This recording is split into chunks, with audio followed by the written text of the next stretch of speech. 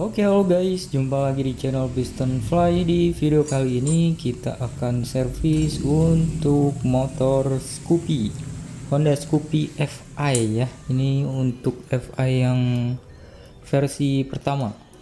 Nah, ini kita akan bongkar-bongkar ya. Ini karena keluhannya itu ngegredek ya, ngegredek ya. Biasanya itu gredek itu di Honda Vario ya, itu yang udah pokoknya udah booming sekali, viral gitu ya.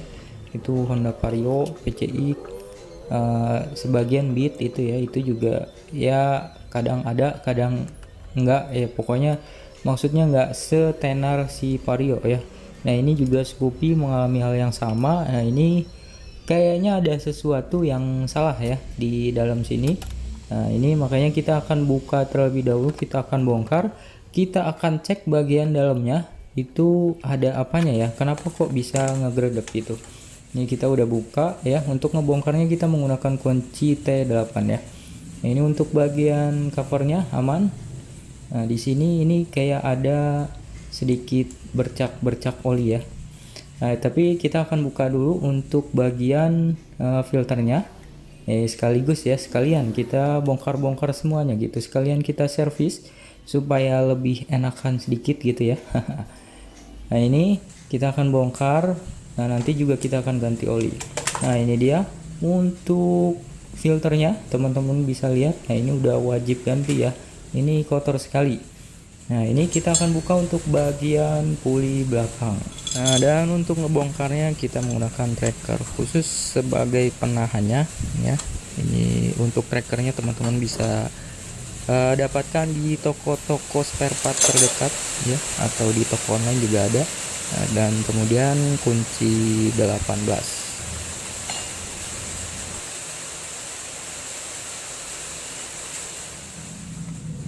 Oke guys, jadi untuk bagian gredek itu biasa ada di bagian kampas gandanya ya. Nah, ini teman-teman bisa lihat, kita nyalakan bridge-nya dulu ya karena kurang kelihatan. Nah, ini dia. Nah, teman-teman bisa lihat untuk bagian PCVT-nya, per pulinya maksudnya. Nah, itu ada kayak semacam gemuk gitu ya. Mungkin di servis sebelumnya itu sama orang sebelumnya ya dikasih gemuk. Nah, jadinya blecretan ya, bahasanya apa ya, pokoknya kemana-mana itu si gemuknya itu, jadi kemana-mana ke bagian kampasnya, terus kemudian ke bagian ini juga ya, bagian mangkoknya. Nah, di sini isinya oli semua gitu guys ya, dan ini yang bikin si kampas gandanya itu nggak mencengkram secara maksimal.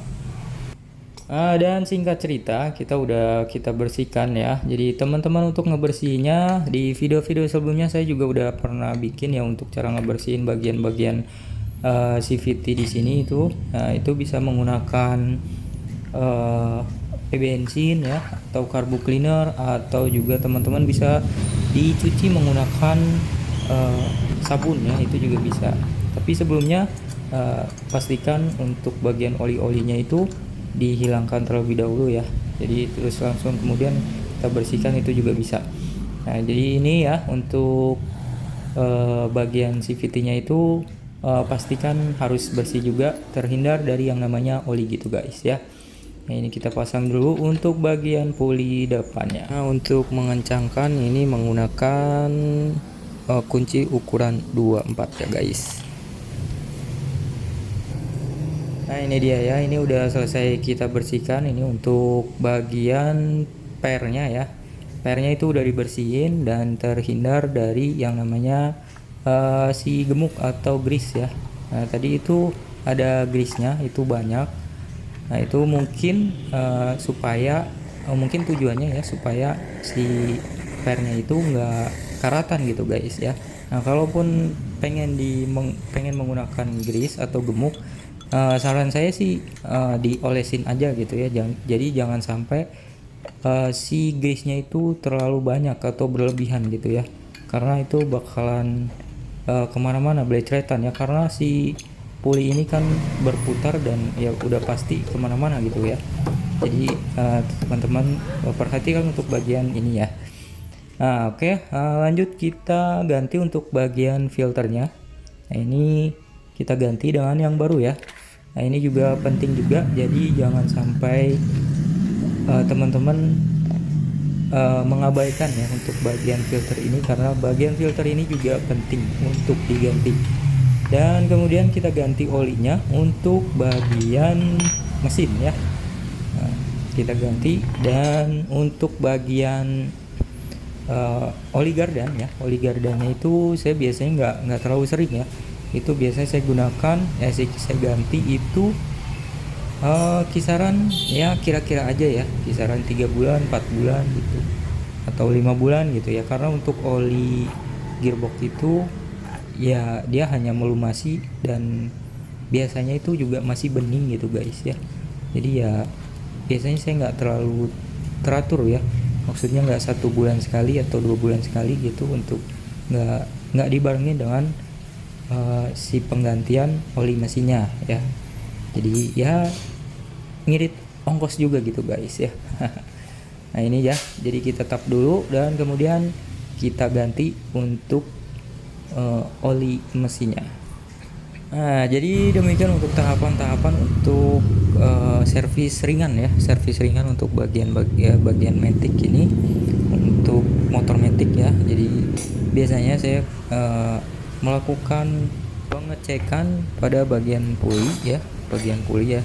Jadi itu bagian CVT gitu ya, kita cek. Nah, jadi dicek dulu itu kayak rutin ya. Terus untuk bagian filternya juga dicek.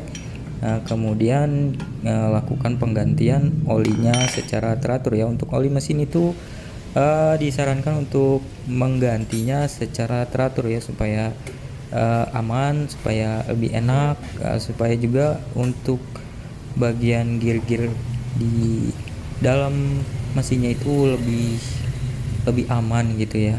Jadi intinya untuk jangka panjang itu lebih baik kita menggunakan atau mengganti si oli tersebut ya secara rutin ya, daripada nanti kita lupa atau nggak diganti ya bakalan turun mesin gitu guys ya. Karena ini oli itu sangat penting ya, jadi jangan sampai telat intinya gitu guys ya. Oke, jadi demikian untuk video kali ini. Semoga video kali ini bermanfaat. Jangan lupa untuk like dan subscribe-nya, dan terima kasih.